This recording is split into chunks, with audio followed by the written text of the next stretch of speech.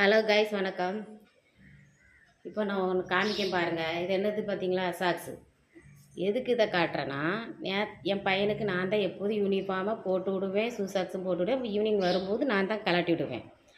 5th படிக்கான், சரிங்களா?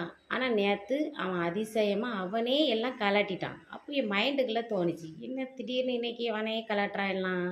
சரி, பையன் கொஞ்சம் பெரிய பையனாக ஆகிட்டான், அப்புறம் பொறுப்பு வந்துட்டு போகல அப்படின்னு நினச்சி எனக்கும் மனசுக்கு சந்தோஷமாக இருந்துச்சு. இருந்தாலும் ஒரு டவுட்டும் ஓடிக்கிட்டு இருந்துச்சு. சரின்னு சொல்லிவிட்டு இன்றைக்கி காலையில் அவனுக்கு எப்பவும் போல் சாக்ஸ்லாம் போட்டுவிட்டு அனுப்பிவிட்டுட்டேன்.